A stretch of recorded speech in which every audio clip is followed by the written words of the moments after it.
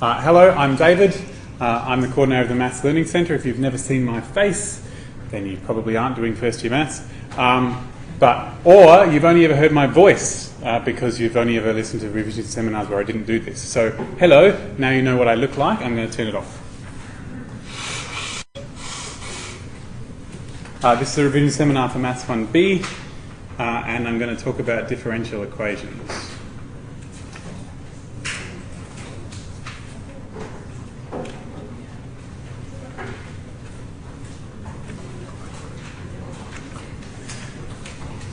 Hopefully my screen will be better.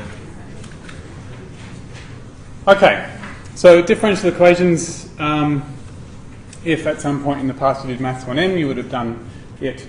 And if at some point in the future you're going to do Engineering Maths 2A, you'll do it again, only more so. And so the people who teach your future courses will really hope that you know the stuff that's here. And of course the people, you in your exam, hope that you know it too. So that's why it's so important to have it in Maths 1 somewhere, because the people further on would really like you to know. Why they want you to know is a mystery sometimes, but we can't control that.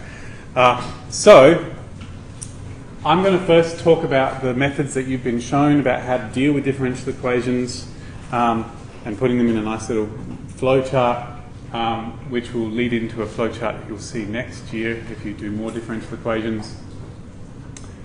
Yes, but before that, I'm just going to just talk about what a differential equation is, which hopefully you know.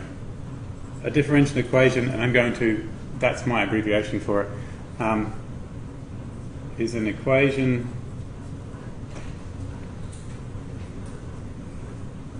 with a derivative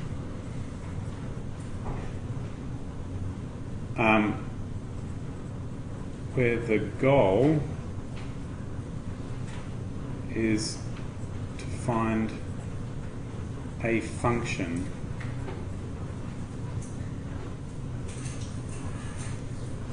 I'm sure that there's a proper definition somewhere, but that'll do. Yeah. But the important part of it is this bit here where the goal is to find a function. Okay, when you've got a differential equation, your goal is not to find a number, it is to find a formula. Okay? And it may be that your answer will contain multiple different functions in your answer, in which case it's called a general solution, or it might have only one function in the answer, in which case it's a particular solution. But before I get to that,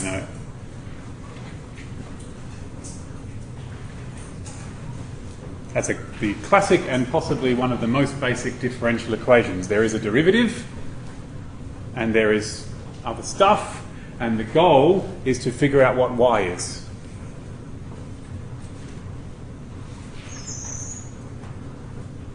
And so you'll see at the end, I don't have an answer, I have a formula of what y is. Okay. So every time you do, every time you calculate an indefinite integral, you are technically solving a differential equation. Okay, because the point of a definite integral is to find all the things that differentiate to give the thing that's inside the definite integral. So the reason why your solution to a differential equation looks like what you would get by doing a definite integral is that that's what a definite integral is. It's a solution to the differential equation. Okay. Right. That's pretty much the deal. A general solution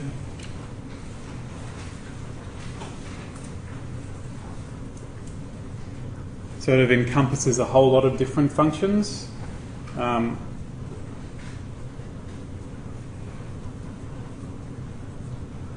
Includes many functions in its answer, meaning that there's like an unknown constant in there somewhere.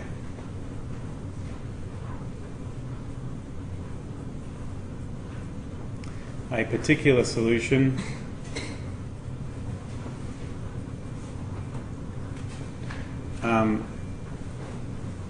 includes only one function, which means there's no unknown constant.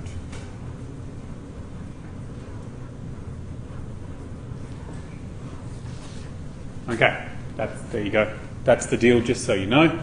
And then there's all these terminologies for differential equations for telling what type they are. And the only reason you need to know what type they are is so that you're going to plan to solve it in a certain way. So there are different kinds of differential equations depending on how the derivative appears and depending on what it's attached to and whether it's been raised to a power or not. I'm looking at your lecture notes just to see that I'm not missing anything important.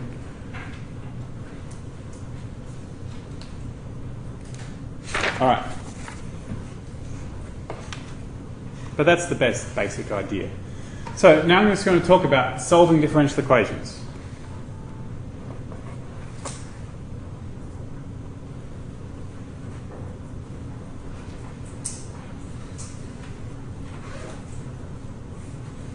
And this is my little flowchart. And it goes something like this. First, you should see what order your differential equation is. And I haven't defined order, and I might go back and add an extra page in there to define these words at some point. So you've got first order differential equations and second order differential equations. And they're the only ones that you've learned to do in Maths 1B, and perhaps one day you'll learn to do other order differential equations. Though technically you do know how to do some third, fourth, fifth order ones if you're paying attention. And your first order ones will come in three varieties. There'll be your basic. I don't know if they don't even have a name, but I'm just going to call them really basic.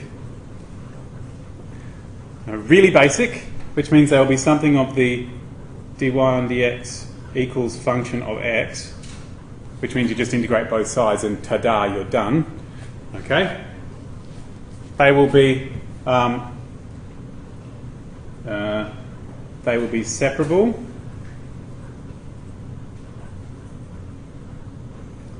Which means that you'll be able to separate them. Or they'll be linear. Which means they look like this.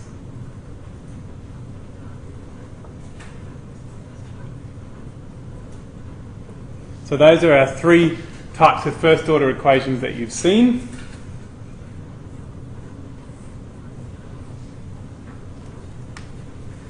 And each of them has its own method of solving.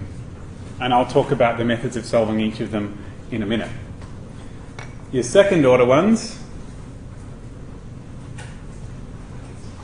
the only ones you've learned how to solve are the linear with constant coefficients. Okay? So in future courses, if you do more of this stuff, you will learn to solve linear with non-constant coefficients, and possibly, if you're lucky, non-linear. Or unlucky, depending on your perspective. So you only know how to do, there is the basic. You can do them. And there is your linear with constant coefficients, which will look like this.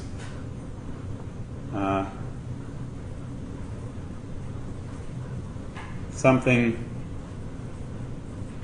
plus something times the second derivative plus something times the first derivative plus something times the function is something. Rx, I think they call it. Damn.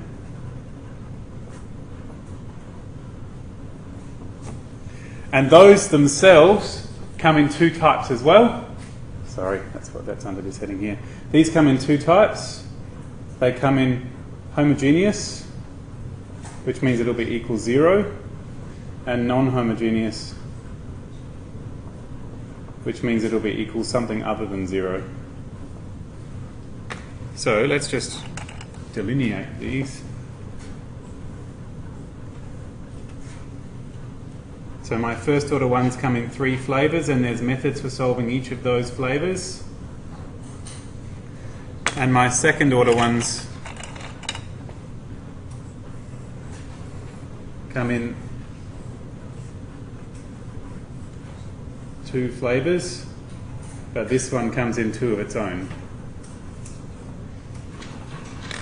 Okay, and there is one secret zeroth kind that you do know how to deal with, and I will put it on this diagram. I'm just going to figure out where. Which is, don't solve it, because someone's already given you the solution and they just want you to check if it really is. Okay? So, not under the heading of solving, but verify.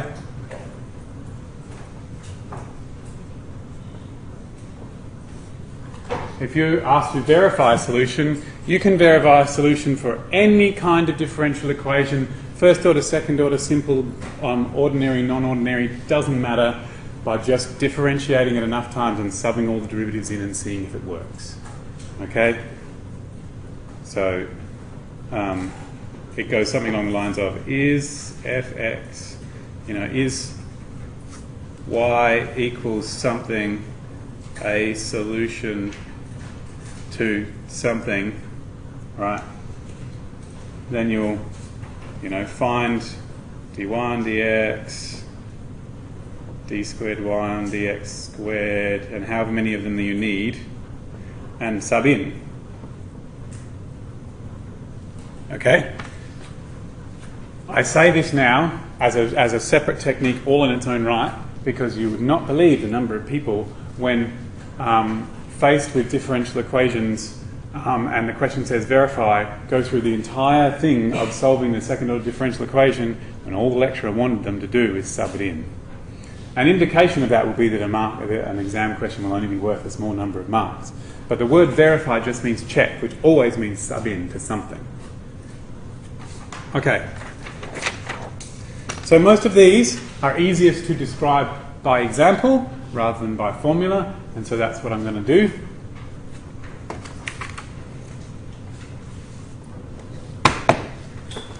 For completeness' sake, so it looks prettier.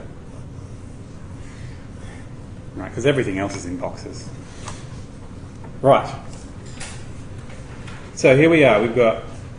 Now, I should just say what order a thing is so that you know. I'm just going to do just some terminology. So the terminology in that table, order is the highest degree of the highest derivative.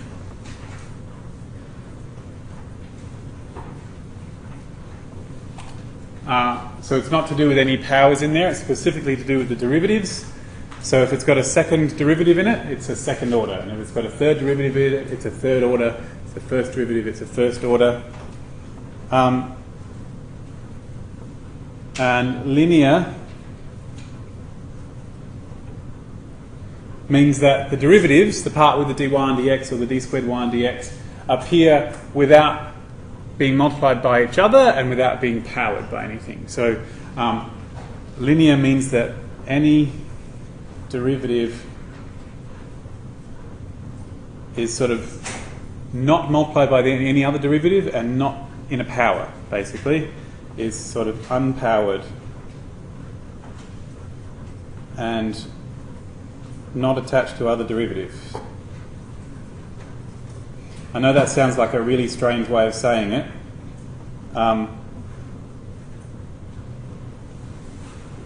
So basically it means that you'll have sort of whatever, and there might be a function here involving x and or y, and actually no, not involving y, this will only be a function of x. So including the zeroth derivative. So any derivative or just y is unpowered and not attached to anything else. So you'll have d squared y and dx squared, something involving x, y something involving x equals something involving x, and those things all only involve x.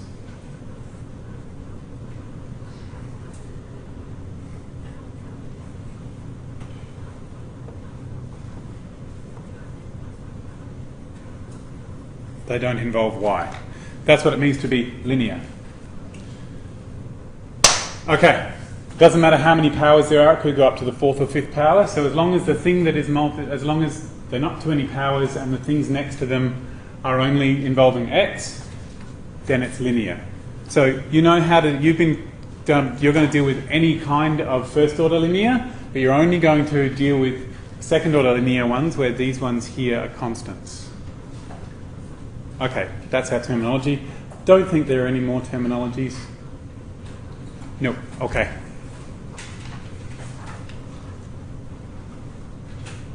Though it is not a normal exam question to ask you to show you an equation and to tell them whether it's linear or not.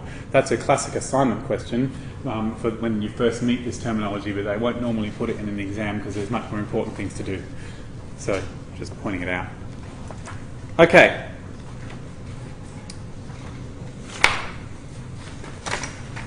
So now we're going back to solving. So first order basic. I just want to do a proper example of one, just so you can see how it's done. Actually, I already did one of those.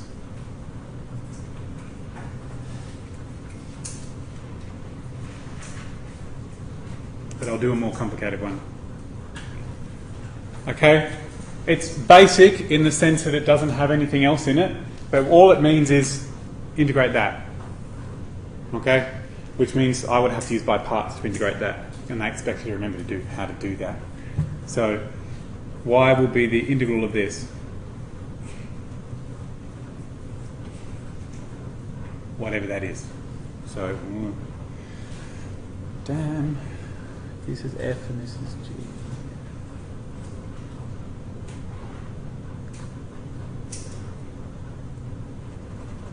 So I'm going to make my x f and my g e to the x g dashed. So then I'm going to get f is, that's still x, the g is e to the x, f dashed is 1, the g is still e to the x. And I can integrate that. And I won't put a plus c until the integral sign disappears.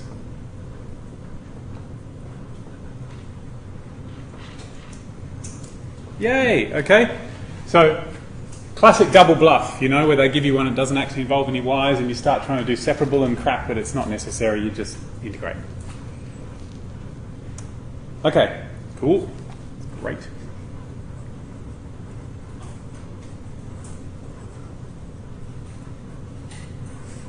First order separable.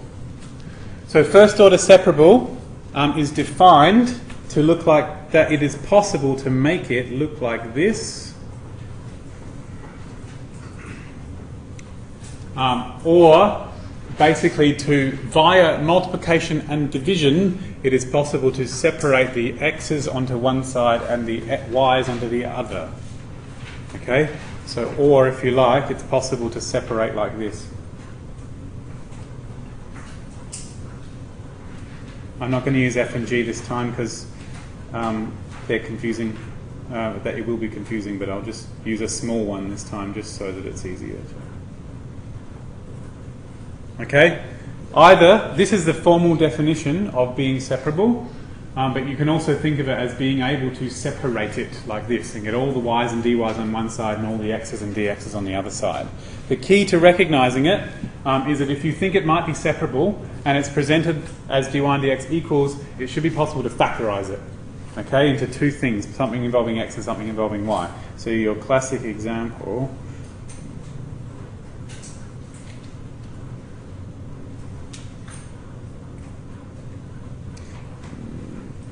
Let me do that one. Okay? That's already separable because it's something involving x times something involving y, but you could also do this, and that would be separable as well. So I'm going to use that as my example. That's separable too because I can turn this into something that's multiplied.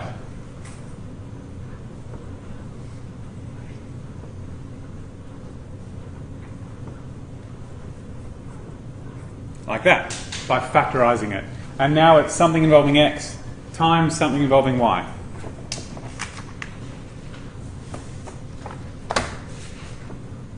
And then the way of dealing with it is to separate it.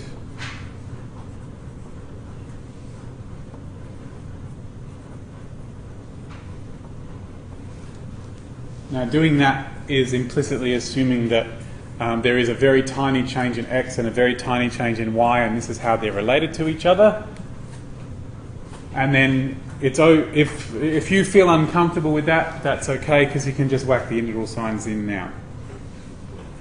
If you like to write that as a separate line in its own right and then put the integral signs, go for it.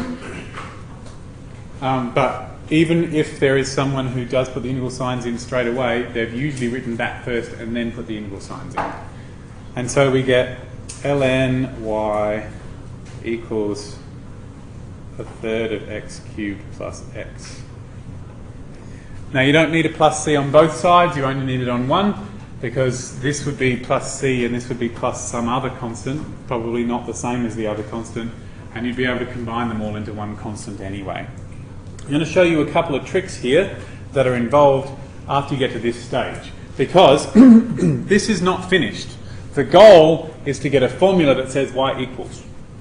So you have to get there unless they say don't do that. So if they say leave it as an implicit function of x and y, then you can leave it like this. But usually you're aiming for an explicit function of y equals.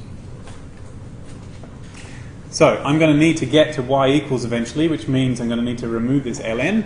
And the way to remove an ln is to do e to the power of both sides.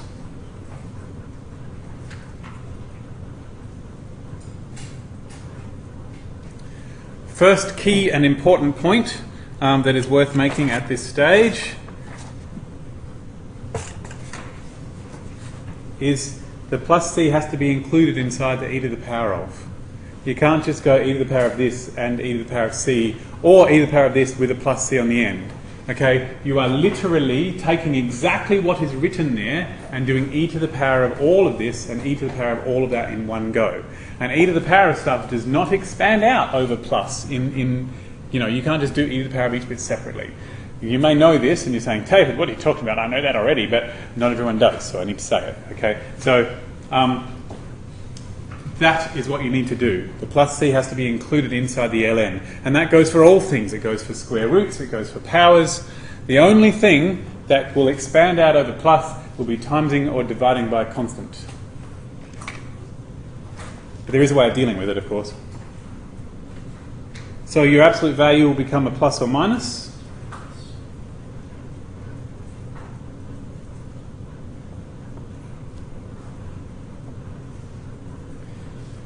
And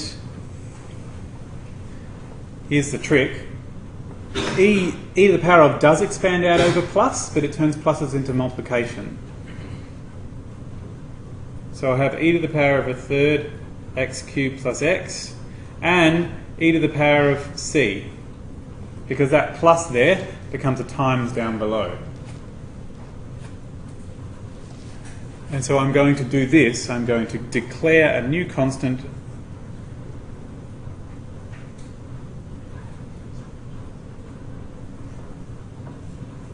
this a is the plus or the minus e to the c.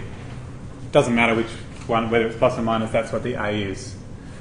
There's a technicality here that no one will probably notice if you don't say it in your exam, but technically, back here when I divided by y, I had to declare that y is not the zero function, or in fact never zero.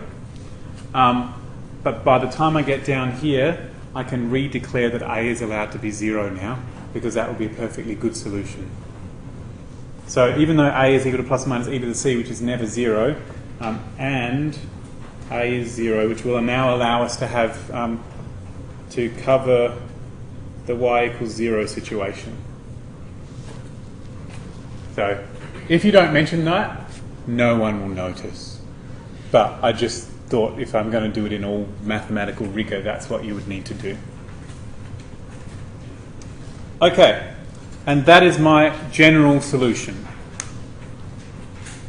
Lovely.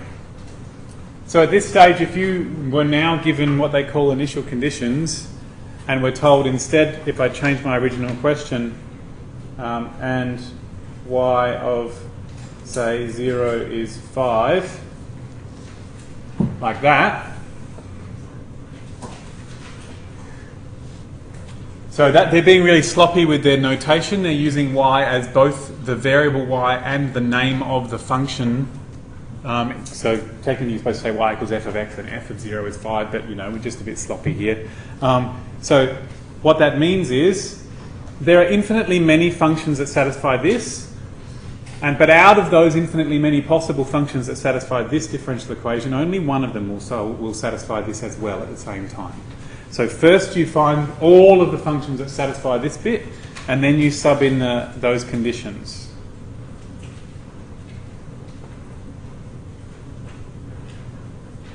So we've got that when x is 0, y is 5. That's what the condition said back here. Which means that I get 5 equals a e to the 1/3 times 0 cubed plus 0. So 5 is a e to the 0, and e to the 0 is 1. So a is 5. Note that I did not figure out what c was, because it doesn't matter. I only have to figure out what a is. And so therefore, y is 5 e to the 1/3 x cubed plus x. And that's my particular solution. So this was a general solution. And this is my particular solution.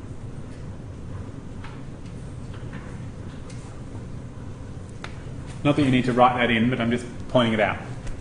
Okay, that's separableness. I do want to do another example of that because of something really interesting that happens when you solve something like this. But I just need to think a little bit to try and figure out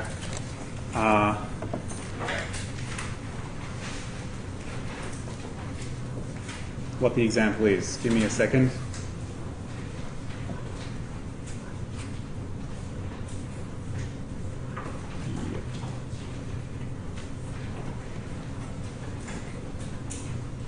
It won't have an integral sign in it. Of course it won't.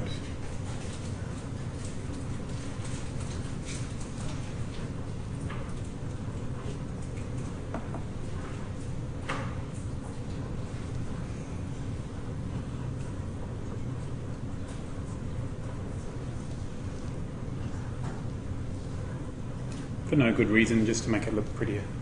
Okay, so here is a differential equation.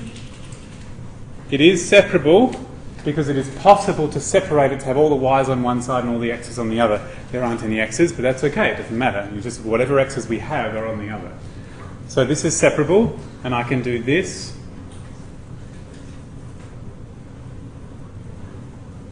Put the y up there and the dx up there, and we're all good.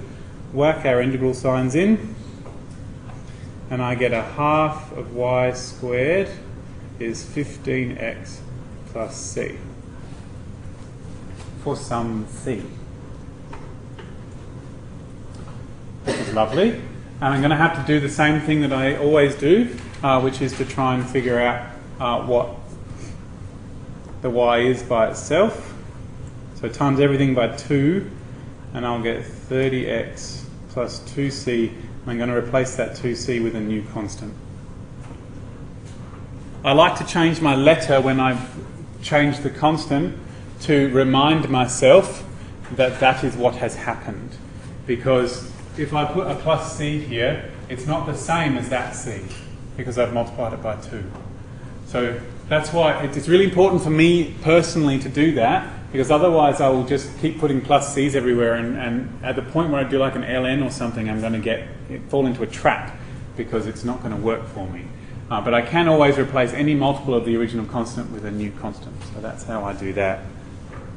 Okay, and then I'm going to get y is plus or minus 30x plus d, which is great.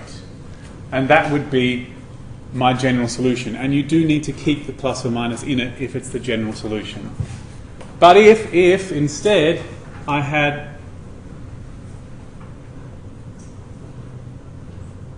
that, I really hope there's a solution. That would be scary.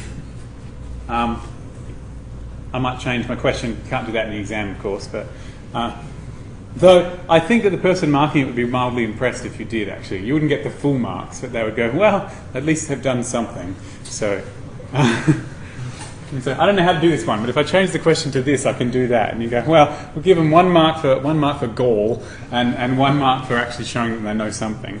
So maybe it's out of 5 and you only get a couple, but it could make a difference between passing and failing.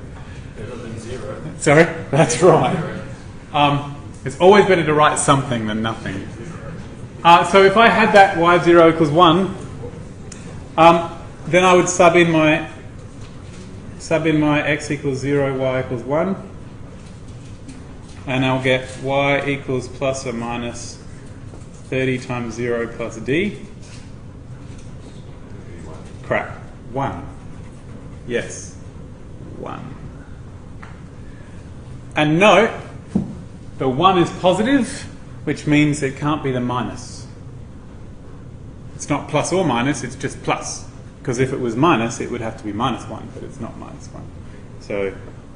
So must be the plus as a start. So I've got 1 equals root d, so therefore d is 1. And so therefore y is in fact plus 30x plus 1. So the minus has gone away because of the value of y. If y had been minus 1, then d would still have been 1, but I would have had minus root whatever. So really important to do that, because if you leave the plus or minus in it, there are in fact two functions here, and a particular solution is only allowed to have one function. So there are some just little quirks of stuff that happens when you solve these differential equations. And that's separable ones. And they're all ones where you'll get an ln sometimes, you get an e to the power of sometimes, and there'll be stuff going on. And the key point is that at any point where you get an e to the something plus c, you can pull that out and create a new constant.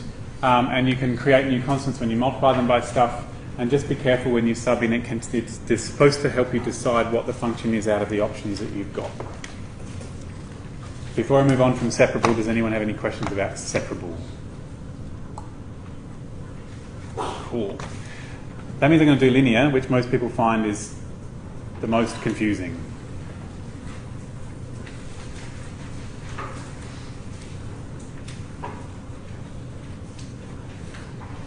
So first order linear. Okay, so your first order linear equation, if at all possible, if you're not told how to do something, you should try and do separable first, because separable is easier. So I've done them in order of easiness. Okay, so the basic ones where it's just d1 dx equals something involving x, you can just do them. The separable ones are easier than the linear ones. Next step is linear. It's harder. It's hard to notice that it's linear, and it's harder to execute the process. So linear equations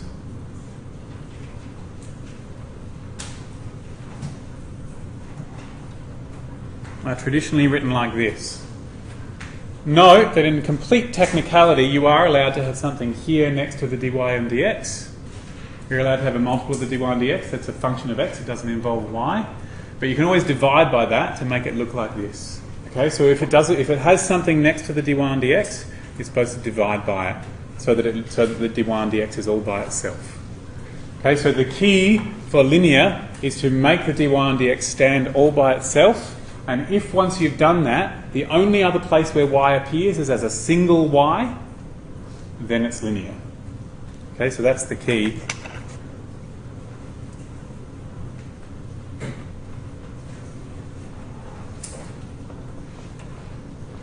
Okay, but you can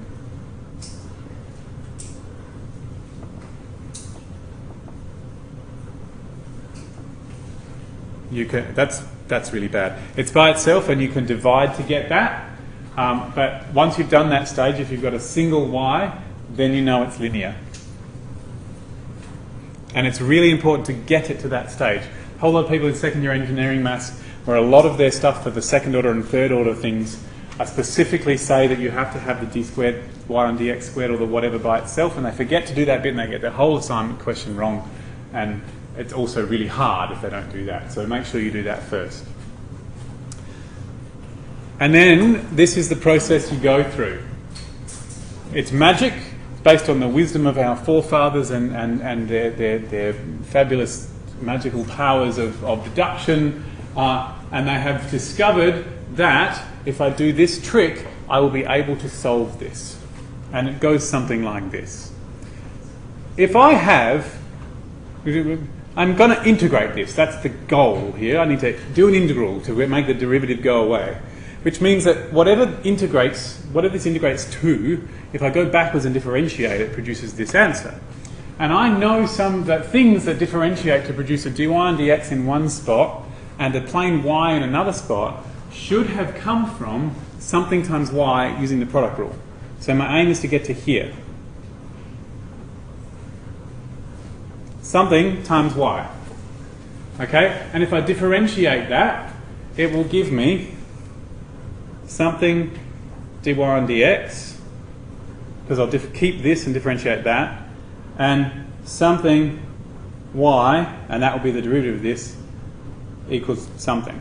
Okay, that's my goal. Okay, I need to think of what has to go here so that when I differentiate, it gives me close to that. Which means I'm going to need to multiply this whole equation by something so that there's something next to the dy and dx. Okay? Alright, doing well. So, if I think this through, the something that's here has to be something px, and this has to be something qx. I have to multiply everything here by the same thing so that this happens, and also simultaneously so that whatever this is the derivative of that. That's my goal. Yep. And the way that you do that, so this thing is called an integrating factor. I'm going to have I here, I here, I here, multiply everything by I in such a way that if I choose my I in exactly the right way, whatever ends up in this spot when I expand it out is a derivative of whatever is in that spot. That's my goal. And the way to achieve that is to say that Ix is e to whatever the integral is of p to the px. You don't need the plus c when you do that e to the power of. That's not important. Any multiple of that will do.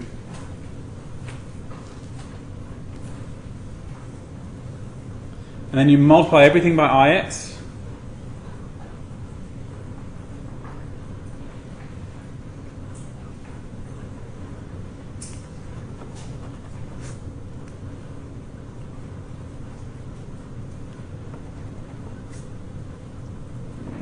Turn that into an I. Multiply everything by Ix, and when you multiply everything by Ix, it is magic that whatever this is, if you've done it right, will automatically integrate to give this.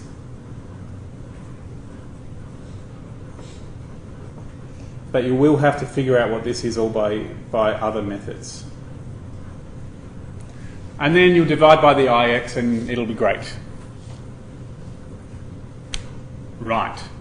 That's the method. Okay, so first you find your Ix, you multiply everything by Ix. That step is not technically necessary, but I like to do it because otherwise I get this bit, sorry for the video, this bit here wrong, and then you divide by the Ix. So I should do an example of that.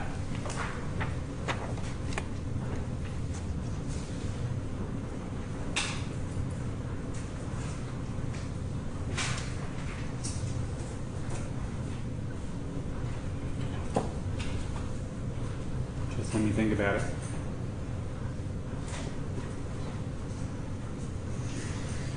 All right.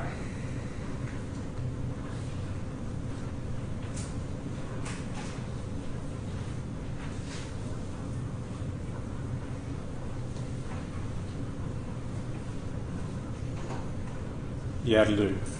Don't want to make it more complicated than that, or I'll just have one that isn't possible. Now, this is actually separable, this one.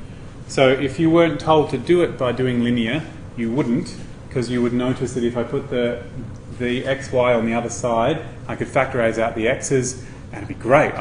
That means I could get two things multiplied together, and separable would be way easier than this. Okay, but just for the example's sake, I just wanted to have one that was going to work. Okay, so step one is to figure out what Ix is.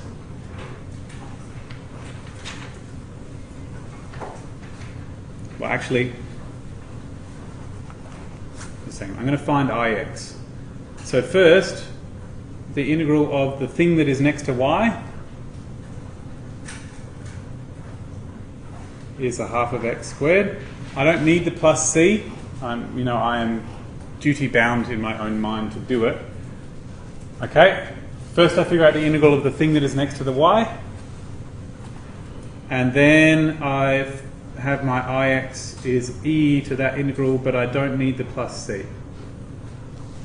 The reason is because you know that if you have the plus c, you can factorize it as e to the power of c, and when you multiply everything by that, everything will have an e to the power of c, and you'll end up dividing by it anyway, and so it'll all disappear. So you don't need the plus c.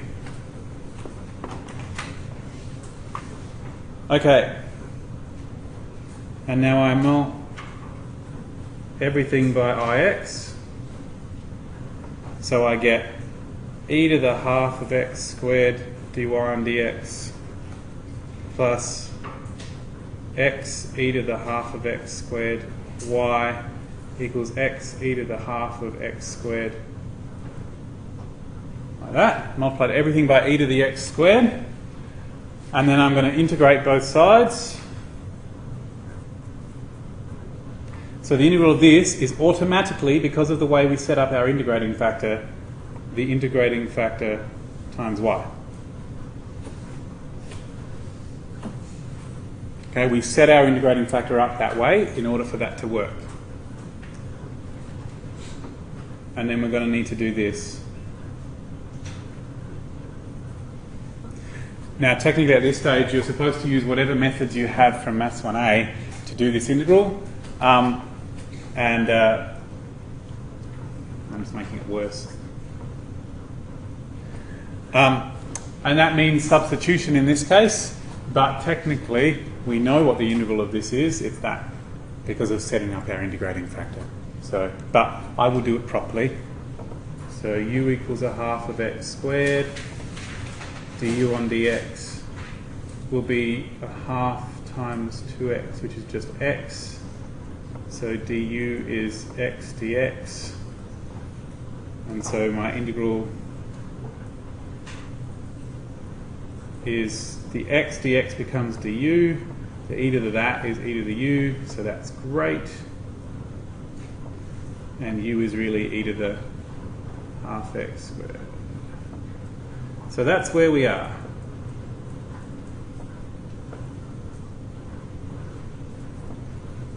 That's where we're up to.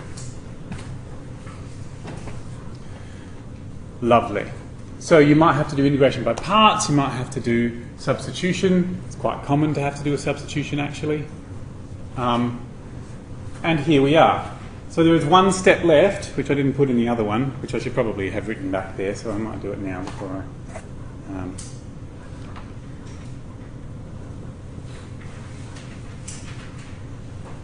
just so that it's there. Okay. Okay. My last stage is to divide by this. And here is where most people that get it wrong, get it wrong. So if you're going to get it wrong, the most likely place you're going to get it wrong is here. Okay?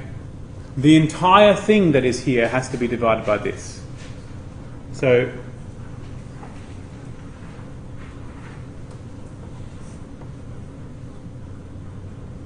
everything has to be divided by that, including the c.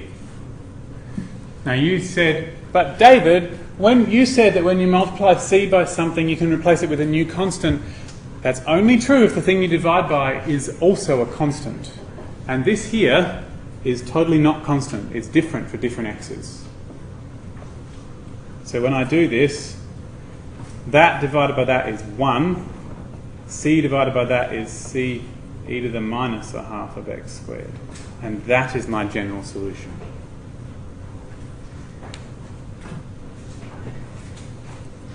That's the key place where most people get it wrong, is forgetting to include the plus c when they do their division.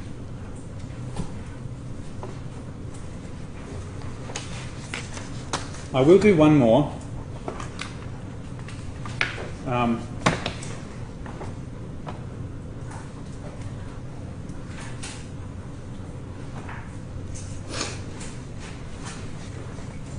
I'm going to pull a Swiftie on you. Okay. So I just need to think very carefully about it.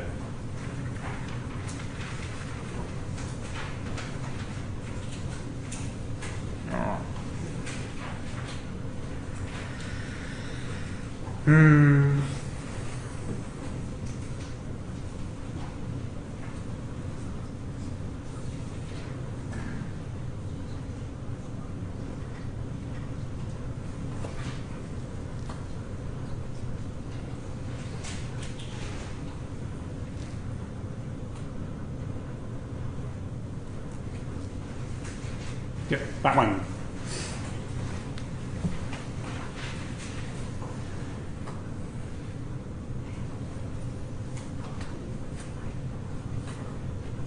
So I'm probably being lax in not showing you an example that has something next to dy and dx that requires you to divide by something. So I should probably change my question, really. Yeah, sorry. This will still be written eventually. I just want to make sure that I include an example. Okay, sorry. Right. So, it is linear. I have my dy and dx and my y aren't attached to any other powers or they're not powered. They're not attached to the other derivatives, and the things that are attached to them are functions of x. We're all good. In order to use our method, I have to divide by whatever's next to the dy and dx to turn it into the standard form. So sin x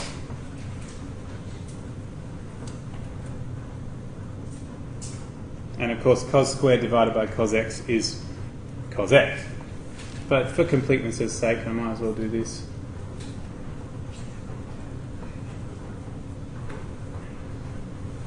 I told you it would be here again, but I just wanted to make sure that everything was working out.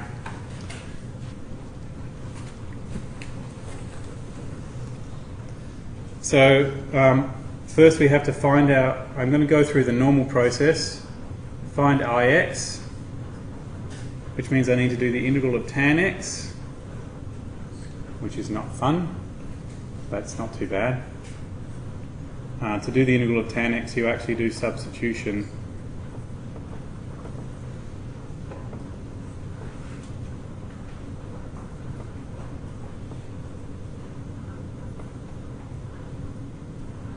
For u is cos x, which means that du on dx is minus sin x, which means that du is minus sin x dx.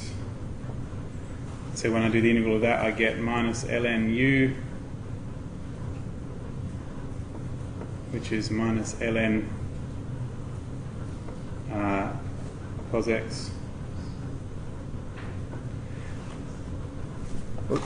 Okay, lovely, that's great. Which is actually ln of sec x, because you bring the minus in and it becomes a 1 over. So.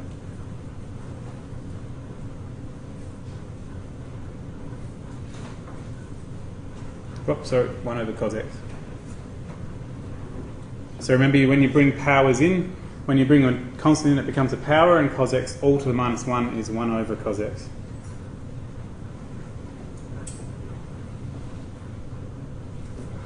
Okay, technically you don't need the mod because that will end up with just a plus or minus at the end, and a plus or minus are a constant. You don't need the constant times anything, so you are allowed to ignore that. So that's the integral of tan x, and so Ix is e to that,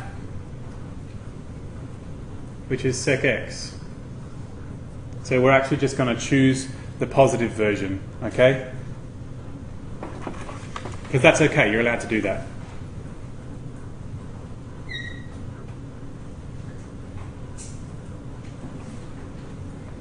Okay, so I found my Ix. The next stage is to multiply everything by Ix, multiply all the things by Ix. So let's see, what was my original function? Here it is. So I had dy on dx plus tan x y equals cos x, and I'm going to multiply it all by my Ix. So sec x sec x, sec x. And there we are.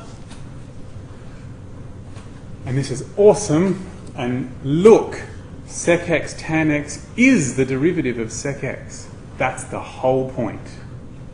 Okay? If you don't know that, you really should like imprint it on your back of your brain, because it's really important to know that the derivative of sec x is sec x tan x. But the whole point of this is that this will be the derivative of that. So just before I integrate, that comes out to 1, because sec x is 1 over cos x. So now I integrate.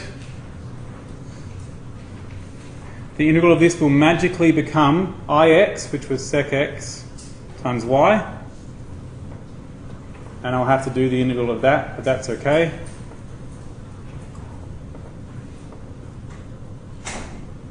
And there's my plus c. And then the final step is to divide by the sec x. Integral of 1 is x. It's totally not, it's just x. Thank you. I'm glad you're brave enough to say that sort of thing. And I'm not going to be pompous enough to say, just making sure you're checking. Making sure you're paying attention. So now I divide everything by sec x.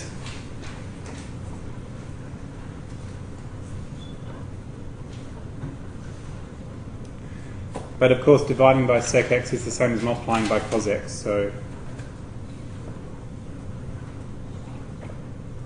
and that is my answer. Right. So I do want to say something that's kind of important. If I had been clear-headed enough, which is unlikely in an exam, and had happened to think of something that I could multiply everything by that would mean this is a derivative of that, I could have just done that straight up instead of this. So if I had gone tan x, I need a derivative that's got tan x in it. Well, sec x's derivative has tan x in it. If I multiply by sec x, then this will be the derivative of that. Awesome! And then you can skip straight to that bit. Okay? So if you had been in an exam and you had been that clear-headed, you could have done it. You could have, back at this stage, said times everything by sec x, and now sec x tan x is the derivative of sec x, and we're good. And just skip straight to this last step where you integrate the magic bit. But you won't, of course, because in an exam everything's too stressful and you won't notice that sort of thing. But I would point out that a lecturer who might write such a question as this would be living in the hope that someone across the whole course would do such a thing. Because they'd go, oh, they did it! I'm so excited! Okay. Anyway. And I thought quite hard to come up with this example for that reason. And they wouldn't take marks off because you skipped a step and didn't show working? Nope. Because you would have showed the exact right amount of working. Or, let me do the actual working that you would do, right?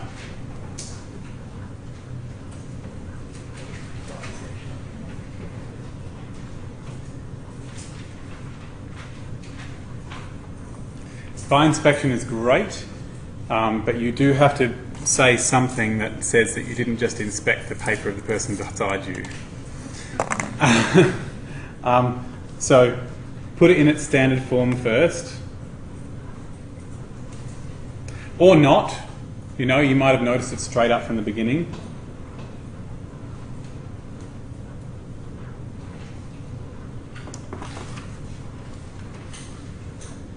And then remember, the whole purpose of this is to multiply this by something so that this is the derivative of that. Either the integral of px thing is only there to try and figure out what that I has to be. So you could have said... Hang on, didn't we get rid of the cos square? Oh, you're right, it's just cos. Thank you. Note that the derivative of sec x is sec x tan x, right? That's what we would say first. And then we would say, so choose ix to be equal to sec x. And that's what we will do. Because, so we will multiply all by ix, sec x dy on dx plus sec x tan xy 1.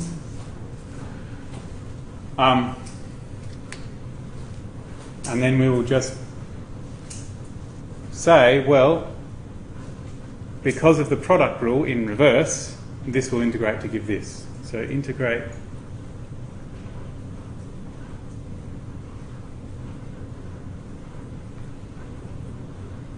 product rule in reverse.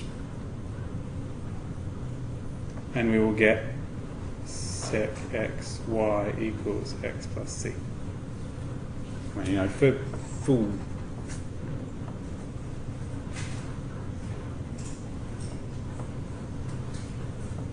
So you could show that working if you wanted, and the person who was marking it would accept that. It's unlikely to come up right, but it's always fun to do this sort of thing. So, yes. And, yeah. Maths 1B lecturers are famous for doing something that they think is cool in an exam. So, yeah. Anyway, the other method works fine, right? The other method works just as well, and you can run with that.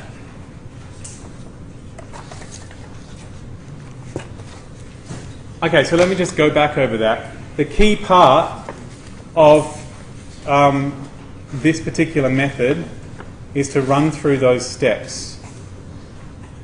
You'll notice that whenever I do it, I don't write this first. I first find the integral of px, then I write ix, then I multiply everything by ix, then I do the integral, and then I divide by the ix. And that's how you do it. And then the final step, if you do have an initial condition, is the same as all other initial conditions at that point. You sub it in and you figure out what the constant is.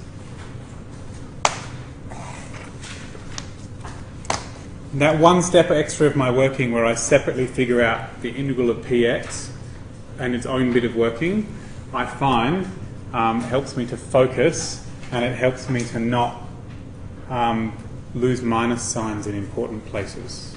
So rather than doing e to the integral and then doing the integral inside the e. All right. So that's all the first order ones you know. All right. Let's just check where we've been. We've got the basic. We've got the separable. We've got the linear. That's all the first order ones. Okay.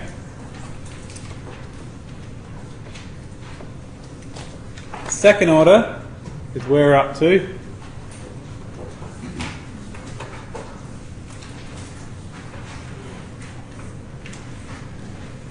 I need to put a second order basic one in just because I put it on my list and it's just good to know how it's done.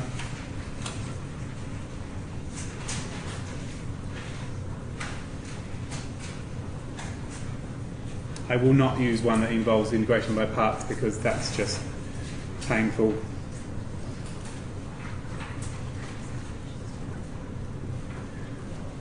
So that's x squared plus 1.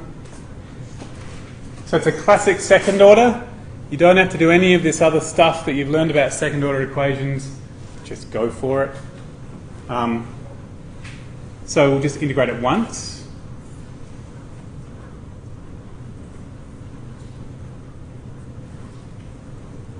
And that will give us a third of x cubed plus x plus c. So the first integral gets rid of the second derivative, and my next integral gets rid of the next derivative. So now y is a third times a quarter of x to the 4 plus a half of x squared plus cx plus another constant. I didn't plan that well because it went on to the next page.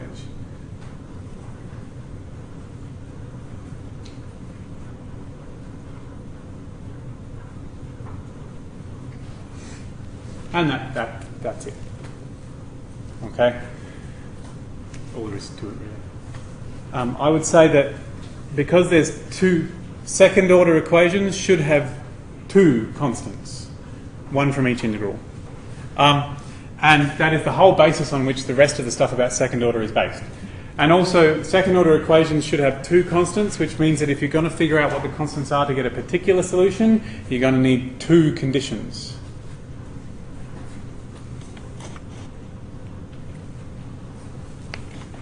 That's still recording. Okay. You're going to need two conditions. So if you see something like this, it might have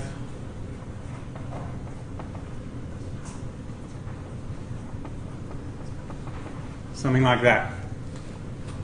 Okay? The conditions in general will give you what y is at a certain spot and what y dashed is at a certain spot. And so what you'll do is you'll sub in your conditions,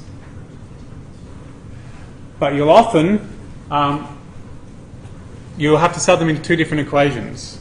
So we can sub in x equals 0, y dashed equals 3, which is not this equation, that's this equation back here. So from this equation here, that's telling me 3 equals a third of x cubed plus x plus c, 0, and therefore c is 3. And then we can sub in x equals 0, y equals 1. And so I can use this equation now. 1 equals...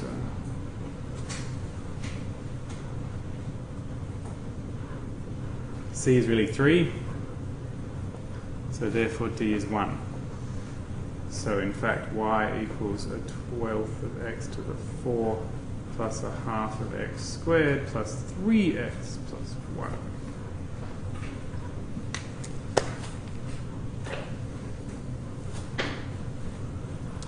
If you're being really nice to the reader, you will label them.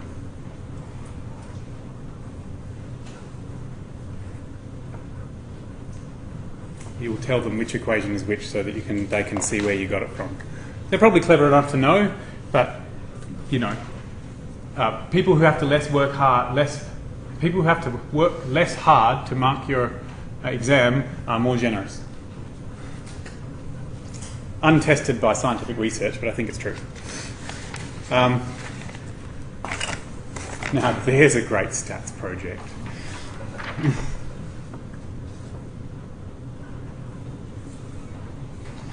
Okay. So there is a theme emerging here. You should always go to the point where you have your constants before you sub in any conditions. Okay, and that is true even of this final stage. Okay.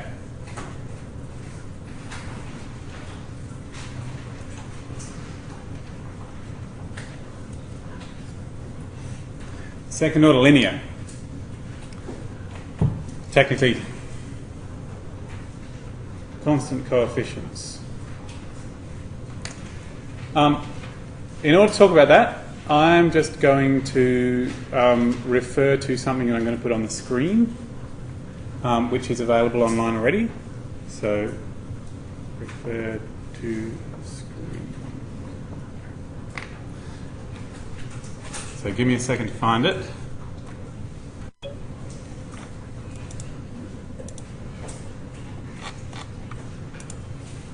So this is the Maths 1B's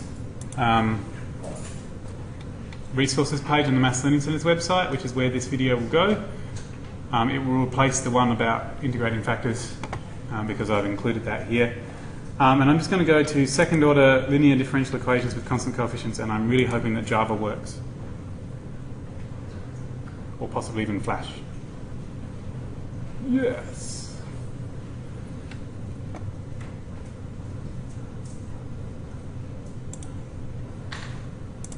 Okay, this is a Prezi on solving linear second order differential equations with constant coefficients. So your original equation looks something like this. It's a y double dash plus b y dash plus c y is rx. Note that instead of writing d squared y on dx squared, I'm writing double dash because that's easier. And there are two parts of the solution. There's a bit where you find a particular solution to the original equation, and there's a bit where you find the general solution to the homogeneous equation. And they are two separate pieces, and they can happen in any order. You don't have to do them one before the other, whatever order pleases you best. Okay? Right. So remember that the difference between a particular and a general is that the particular one is just one answer. Okay, you just want to find one answer to the original equation by just guessing what the answer should be. And the homogeneous solution to the homogeneous one, you're actually solving a different equation to the one that you're actually started with, so that you can find the solution. Okay, so what you're supposed to do is you're supposed to try something that looks like Rx, but with unknown coefficients instead. Okay, so if Rx was 5, then you try y equals a, where a is a constant. If Rx was x squared minus 3, then you try y equals ax squared plus bx plus c, which is a quadratic as well, but it's got unknown coefficients. If Rx is 2e to the minus 4x, then we'll try a e to the minus 4x. And if Rx is anything involving cos and sine, you will include both the causes and the sines. This is probably not going to come up in your exam. They'll only do one of these two, I'd say, instead of these two. But it has been mentioned by lecturers in the past that these are possibilities, so I just thought I'd mention it now. Okay? So and this is just a list that you're supposed to remember, basically. I'm 100%, 99.9% sure that neither of these will occur in your exam. Okay? But there is a list of things to try. Or they will tell you what to try. Okay? Sometimes they'll throw one in that you've never seen before, and you go, I don't know what to do with that Rx, but then they'll say, in the next part they'll say, try, y equals this, and you'll just do it. Okay? Okay, so from your y, you'll find y dashed and y double dashed. So you'll take whatever formula you had with unknown coefficients, you'll differentiate it and give you y dashed, you'll differentiate it again and give you y double dashed, and you'll see it's getting paler as it goes down, just because that pleases me. And then you sub those things back into your original equation. So you'll take your y double dash and you'll sub it in instead of y dash, double dash. You'll take your y dash, you'll sub it in instead of y dash. You'll take your y, you'll sub it in instead of y. Okay, so you replace those things with the formulas and it'll be equal to Rx. And then you have to find out what those A, B's and C's are. There will be examples shortly. Okay, so what you'll actually do is you'll normally equate the coefficients of both sides. And it'll tell you what the capital A, B's and C's are, and you'll sub them into your formula with unknown coefficients, and it will give you a formula with known coefficients, which is what a particular solution is, okay? It's a formula with known coefficients. That's the idea behind it. Well, what does this say? If there are initial conditions, that solution that you just found is not likely to satisfy them.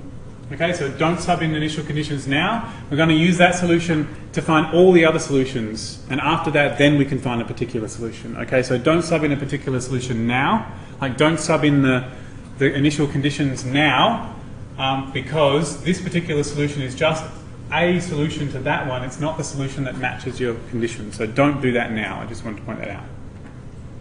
Okay, so that's the process. Choose a formula for Rx with unknown coefficients. Differentiate it, sub it in, figure out what the unknown coefficients are, sub them back into whatever you guessed for y, and that's your formula with known coefficients. That's your particular solution. The general solution to the homogeneous one runs like this. You write down your characteristic equation. Okay, so instead of y double dash, you have lambda squared. Instead of y dash, you have lambda, and instead of y, you have nothing. And then you solve that by whatever methods you have for solving quadratic equations, and you get two solutions for lambda. They may be the same solution twice. Okay, it could be 3, 3. Or it could be two complex number solutions, plus or minus I. Okay. And then you use those values to make... Oh no, that was that one. Okay. You use those two values of lambda to make two solutions. Okay, so if your lambda is alpha and beta, where the alpha and beta are two real numbers, then you're going to choose e to the alpha x and e to the beta x. If your lambda is two lots of the same number, alpha alpha, then you use e to the alpha x and x e to the alpha x. And if your lambda is alpha plus beta I and alpha minus beta I, then you will use these two, e to the alpha x sine beta x and e to the alpha x cos beta x. So the real part goes up into the e, and the imaginary part goes into the cos and sine. And this is because of the wisdom of our forefathers who tell us that this is what we should do, because it works, okay? It just works. There are probably some really good, no, there are really good reasons to do with Euler's identity and e to the I theta is cos theta plus I sine theta and all this wonderful crazy stuff where you allow there to be complex solutions and then you do this stuff and they say, but we only want real solutions, and so ta-da, but you don't do any of that, you just remember this, okay? So then we use those two solutions to make a general solution to the homogeneous equation. Now what does this say? Yeah, so just a bit of the theory. The theory says that if I have two solutions that aren't multiples of each other, then all the rest of the solutions must be linear combinations of the two. It's because functions are a vector space. And what we've done is we've found a basis for a subspace. And so we do linear combinations because that's how you create subspaces out of a basis. It's so cool. Anyway, but that's why we're doing linear combinations, okay, to get the general solution. So as long as you've got any two answers, this will produce all the other answers to the homogeneous one. Okay. Note that if it's already homogeneous, this is the only bit you need to do. You don't need to do the other bit. And so then you just add those two answers together to get the general solution to the original equation. And then if you want to do the initial conditions, something like y0, y dash of 0, you sub them in to find C and D, and then you put the C and D back in. And don't try including them earlier, because it won't work. Okay, so that is the process. And you'll see just next to here I have this wonderful example. I have two of them, and I'm going to talk through. One of them I'll just do on the screen, and the other one I'll do live on paper. So this is all on my website already, so feel free not to write it down, but if writing helps you think, go for it. But this is my equation. d squared y and dx squared plus 6 dy and dx plus 13y is e to the 2x. Subject to those conditions, y of 0 is 1 and y dash of 0 is 0. So first I find a particular solution to the original equation. I'm going to try y equals a e to the 2x, and then I have to find what y dashed is, and then I have to find what y double dashed is.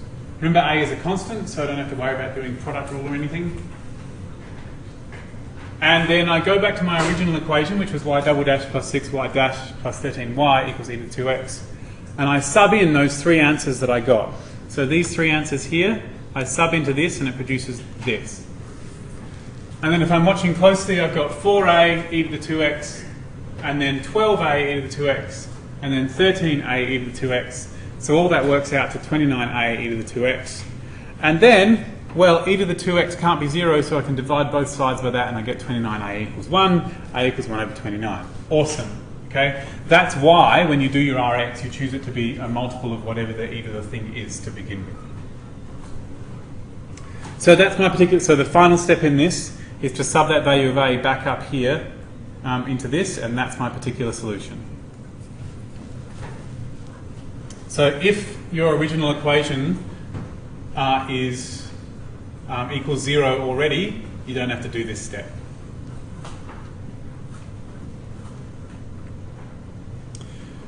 Next we do the general solution to the homogeneous equation. The characteristic equation is lambda squared plus 6 lambda plus 13 equals 0. I just replace the y double dash with lambda squared and the y with lambda, sorry, the y dash with lambda, and remove the y. And then I couldn't think of anything that worked to factorise that, so I just used the quadratic formula. Minus b plus or minus b squared minus 4ac. And it all worked out after I did some nice maths. Root of minus 16 is 4i. Came out to minus 3 plus or minus 2i. Okay, so that's my alpha plus, yep. Is there actually a complex number equivalent to the what do they add up to this and to the sum? They add up and multiply to that? Probably. So my question is there a complex number solution to they have to add to give 6 and multiply to give 13? That thing? Yeah. Should I just be able to look at that when it has no real roots? Yeah, you see, it doesn't. For a simple one and work out it's 3 plus minus 2i.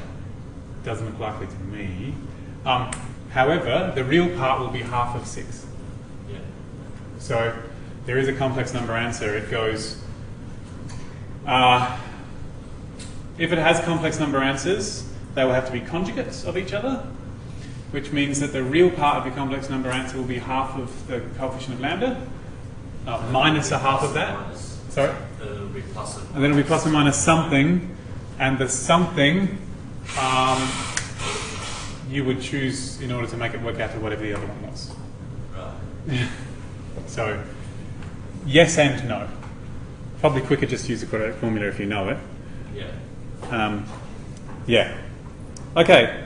So, yeah, that 13 is the square of the length of the complex number.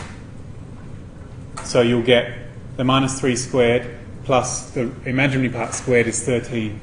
Oh, so but if you're going to do it that way, you may as well just use the quadratic formula. Oh, it's actually going to be quite quick if you think about it. I'm just going to switch to this. Just while we're at it, I know it's a digression. But if you had... and you had your solution is like alpha plus or minus beta I, you'd know that alpha would be minus 6 over 2, so it's minus this over 2. That's always true, which is minus 3. And you also know that alpha squared plus beta squared will be 13. And so alpha, that would be 9 plus beta squared is 13. Beta squared is 4. Beta is plus or minus 2. And so you get minus 3 plus or minus 2i. If you're interested, I don't think it's worth learning that because I can remember the quadratic formula and I don't want to remember two things because that's just filling up my head. But if that occurs to you at the time, go for it. I was just wondering, should I know how to do that without using the quadratic formula? Is there something obvious? No. I should say, in an exam, they're really likely to not give you one. They're really likely in an exam to have 0 in this spot, and so you just end up with lambda squared is like minus 13, and so it's plus or minus root 13i. So you don't have to worry about using the quadratic formula. You just root whatever's there. So they try and be nice. They really do. Okay. Anyway, so I've got these two pieces. The real bit goes in the e. The imaginary bit goes inside the cos and the sine, and they're my two solutions, and therefore the general solution will be arbitrary constants times by them and added together. Note that I'm using C and D here because I already used A and B earlier. I could use, if I did this first, I would use A and B here and C and D in the other. You can probably use A and B for both. But that freaks me out, so I don't like to do that. And then you just take the two answers that we just got and add them together.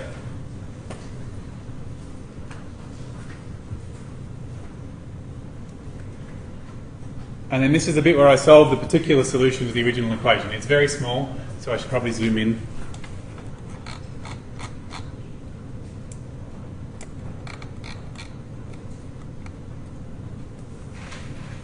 So I've got my y.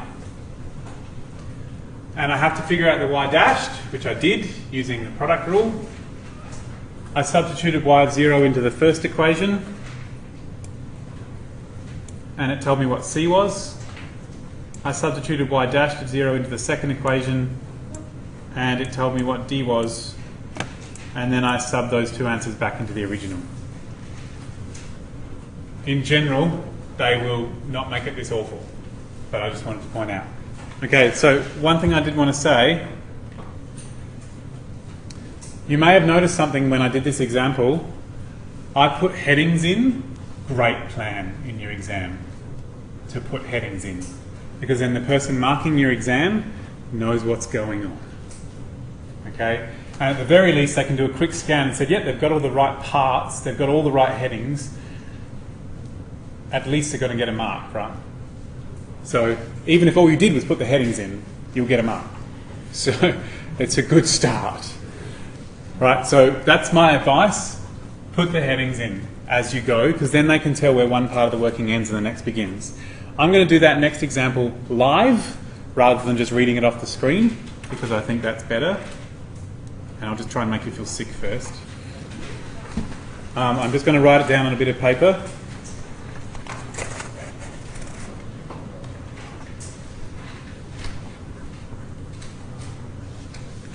So I've got 8 d squared y on dx squared minus 8 dy on dx plus 2y equals 3x. Y of 0 is minus 2 and y dashed of 0 is 2.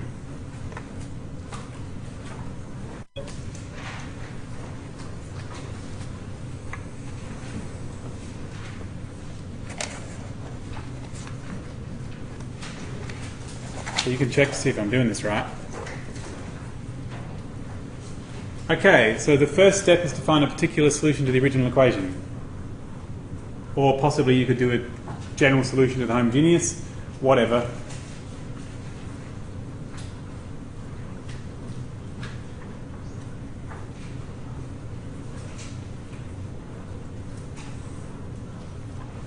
Okay.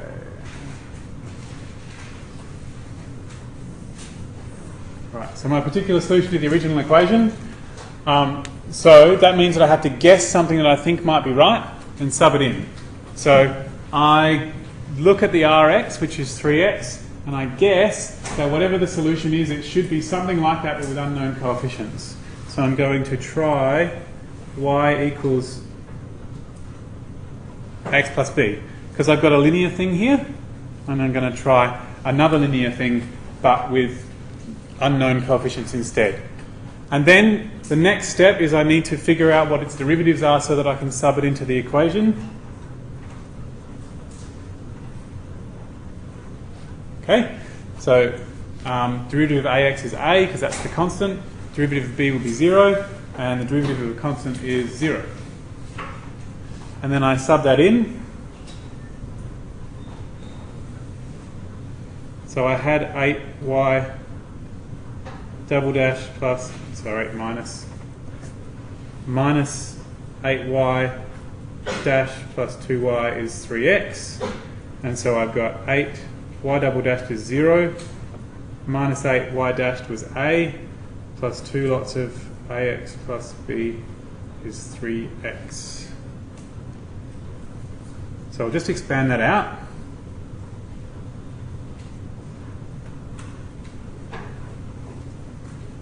Like that. And I'm just going to rearrange it so that I collect my like terms together. Like that. And now, this is a polynomial, and this is a polynomial. The only way two polynomials can be equal is if their coefficients match, and so I get that I'm equating coefficients now.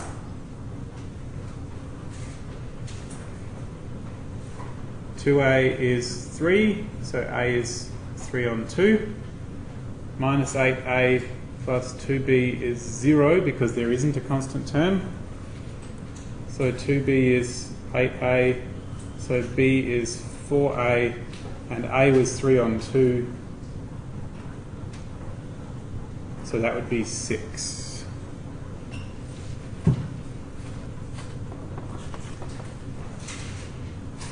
And so then finally, therefore, y equals a x plus b. And that's a 6, not a letter B. That's the value of capital B. Okay, that's my particular solution. Some people will call it yp for particular. And okay, so that's my particular solution to the original equation. I've done that part. The next part is to find a general solution to the homogeneous equation.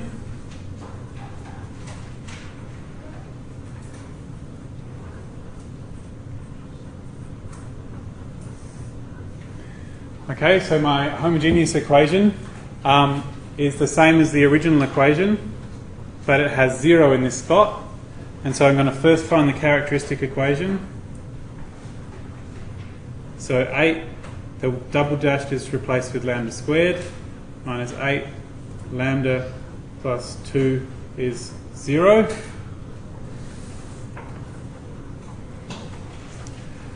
And then I attempt to solve that to figure out what lambda is. Oh gosh, I'll divide everything by 2 first because that seems like more.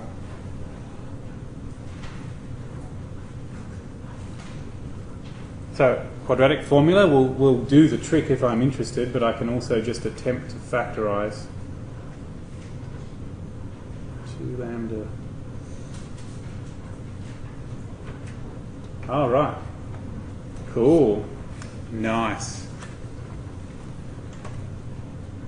Yes.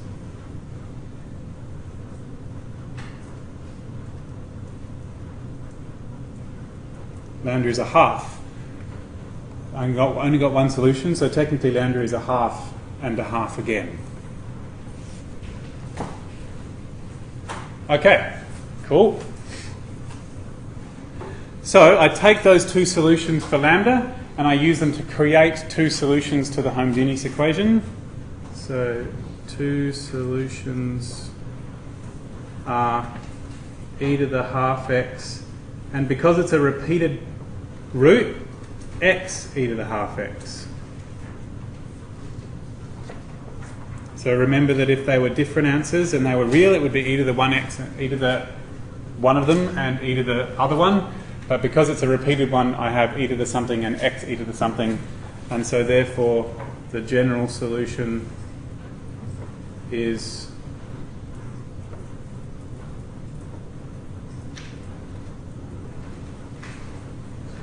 like that.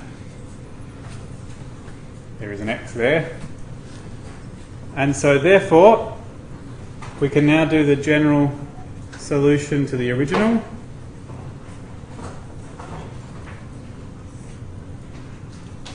Which would be my particular solution, which was 3 on 2x plus 6, plus my general solution. That step should be fairly easy. And if there weren't any initial conditions, that's where I'd stop. Okay, so it's really important in any situation in an exam to just see where you should stop. Sometimes they've done part of it for you. So sometimes they've already solved the lambda bit for you, or they've already done a particular solution for you. So do make sure that you don't do parts that you don't have to do. And then the next stage is to attempt to satisfy the initial conditions.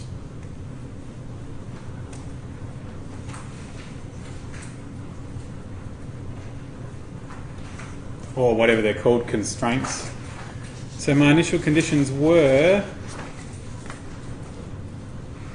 y of 0 is minus 2 and y dash of 0 is 2. I can deal with those. In order to deal with those, I'm going to need to figure out what y dashed is, and I don't currently have an answer for what y dashed is already, so I'm going to have to find it. So y dashed is 3 on 2, the 6 disappears, plus a half of c e to the half of x, plus I'm going to have to use the product rule. Okay, the derivative of that would be d, keep the other one, then keep this and differentiate the other one. Okay, cool bananas. And then I can now sub them in. So we know that y of 0 was minus 2, so I'll sub that into here. Minus 2 is equal to 3 on 2 times 0 plus 6 plus c e to the 0 plus d times 0 e to the 0. So I get that, because of course 0 e to the 0 is 0. Oh, that was a, yeah, that's right. Oh crap, missed one, sorry. d e to the 0 and a half d times 0 e to the 0. Sorry about that. So I've got, have I got that right? 3 on 2 x, x is 0. If that's 0, that's a constant. Oh crap, I subbed it into the...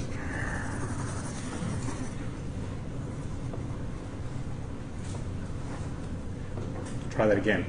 Minus 2 is 3 on 2 times 0 plus 6 plus c e to the 0 plus d times 0 e to the 0. Okay, I'm subbing it into the original equation, not the derivative. Yay. Okay, all good. You can tell I've almost been talking for 2 hours now.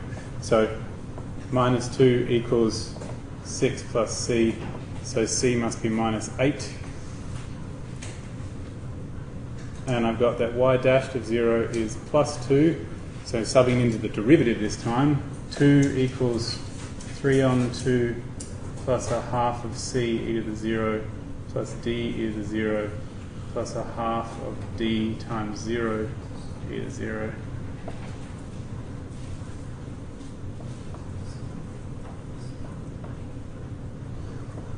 Yep. But we know what C is. C was minus 8. We just did that.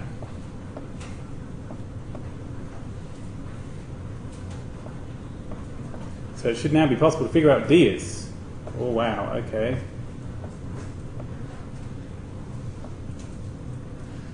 So D is, what is D? 2 minus 3 halves would be 2 minus 1.5, which would be a half. And a half plus 4 would be 4.5. And 4.5 is 9 halves. Right. Or a calculator, right? So, all right, and so that's now telling me we're doing well, we're nearly there.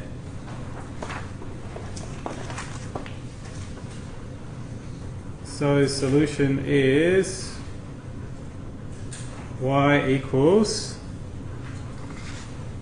let me just go back to where my solution was, 3 halves of x plus 6, and C was minus 8, wasn't it? Minus 8 e to the half of x, and D came out as 9 on 2. And that is it.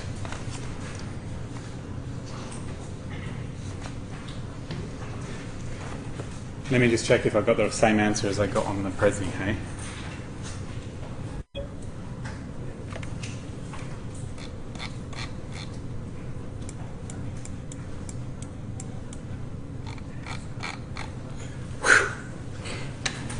There you go.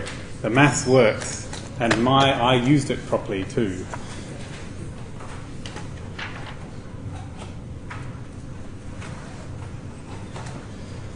Right.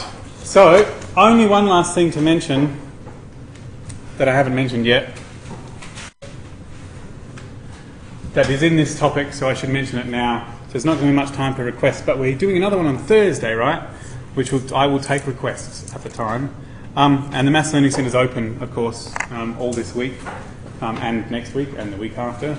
Not that it matters for this exam. Only other thing to mention is the two things the last thing I didn't mention here, which was verifying a solution. And then there's two more things in this topic, which were, let me just see if I've got this right. Oh, one more thing, the logistic equation, which is technically part of differential equations. So I'm going to mention it as well. Okay, so just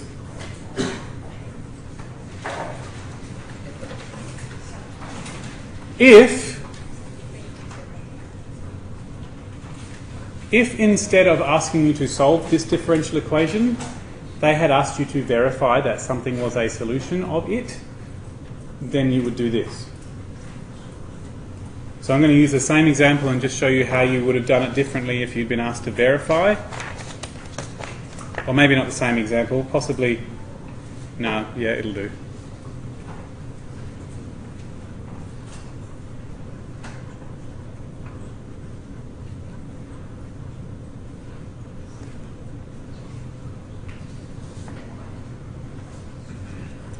Just give me a second.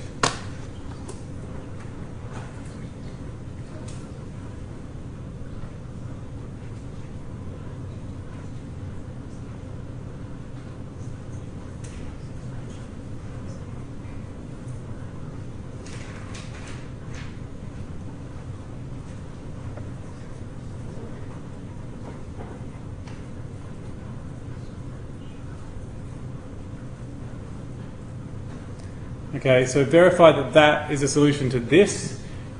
You would not be distracted by the fact that this is a homogeneous, that this is a linear second order with constant coefficients. That would not distract you. because you would say, I do not need to know anything about how to solve this differential equation. All I need to do is sub that into there and see what I get.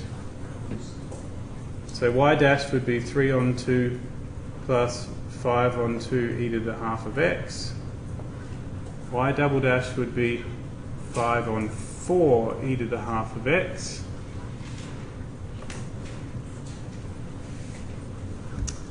And then when I do this left-hand side of the equation, left-hand side of equation is 8 times 5 on 4 e to the half of x minus 8 times 3 on 2 plus 5 on 2 e to the half of x plus 2 times 3 on 2x plus 6 plus 5 e to the half of x. And I just sub it in and see what I get. Okay, so 8 divided by 4 would be 2. 2 times 5 is 10 e to the half of x. 8 times 4 times 3 would be 12. And this would be a minus 10. Minus 10 e to the half of x. Just expanding it out here. Plus 3x plus 12. Or have I done something wrong? Oh crap. 8 times 5 on 2 is 20. 5 divided by 2 then times 8 would be the same as 5 times 4. Yep. Plus 10 e to the half of x. And watch. See, look. 10 e to the half of x minus 20 plus 10, that would be 0. Minus 12 plus 12 is 0. And that's 3x. So therefore it's a solution. Because it's supposed to come out to 3x. Ta-da! Right.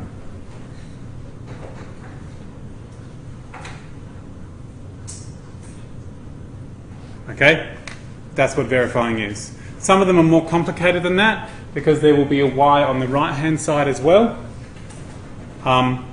So you might have to say left hand side equals, right hand side equals, and if they come to the same answer then it works. But that's all there is to verifying. Okay, don't forget.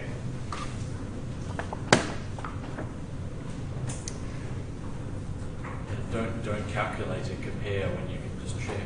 Sorry? Don't calculate and compare when you can just check. Yes. So what Geordie said was don't calculate and compare when you can check. In the same way as someone said check if your inverse of the matrix is correct, you should just multiply it by the original matrix. And if it comes out to the identity, then it's correct. There's no point doing it with row operations and then separately doing it with adjoints. It's a waste of time. Okay, so don't do it a different way, just sub it in.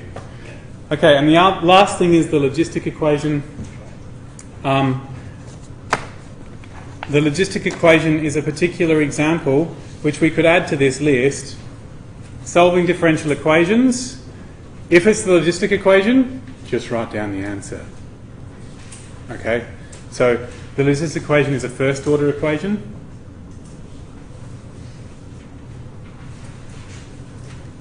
So for logistic, which has a particular form, I'm just not going to write it there, I'll write it on a proper page of its own, but I'm just adding it to that.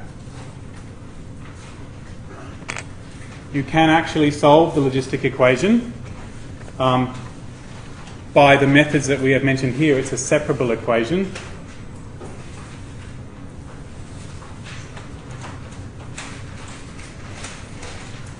And here is where I have to look it up.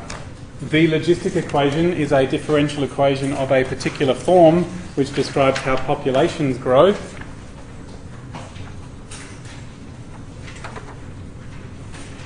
And the logistic equation is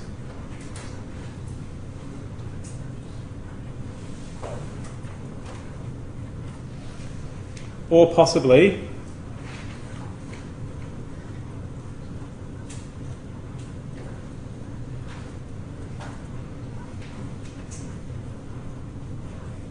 that is a logistic equation.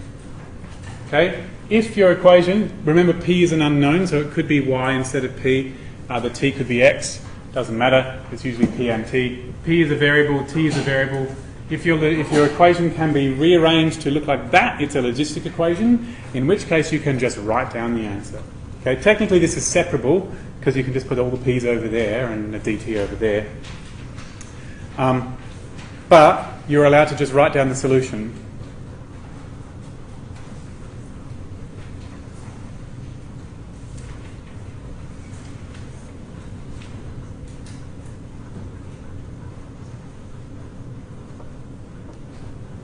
Which is that. Where P0 is whatever P is at time 0, K is the K from this formula here, C is the C from this formula here. And also I should point out that usually they don't tell you what the value of K is and you have to figure it out yourself using the information you've got. So knowing that no matter what the value of K is, this is what the solution is, it should be possible to just sub in various values of T and P to figure out what K is. But that is pretty much the extent of what you're expected to do with the logistic equation in an exam. If they ask you to prove that this works, well, if they ask you to verify that this is a solution, awesome, differentiate it, sub it in. If they ask you to solve this, you're going to have to use partial fractions, and I have never met a lecturer that nasty. And your lecturers seem like nice people this semester. You're not taught by Tony Roberts, are you?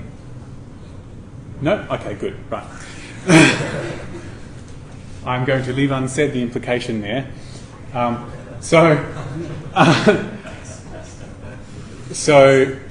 Yes, that is the idea behind it, and I probably should take 10 minutes to have some quiet before I do the Maths 1A revision seminar. I'm just going to leave it at that. That's really the extent of the logistic equation. You're allowed to just write down the formula, which implies you have to remember it, sadly. But there you go. Oh, just one last thing, terminology. That's called the carrying capacity.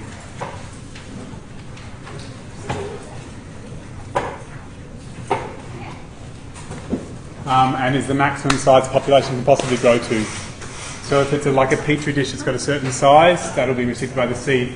Often they talk about a rumour passing through a town, or a disease passing through a town. If the town has population 10,000, that's what the C will be. All right, thank you very much. I'll see most of you again, I'm sure, at least on Thursday.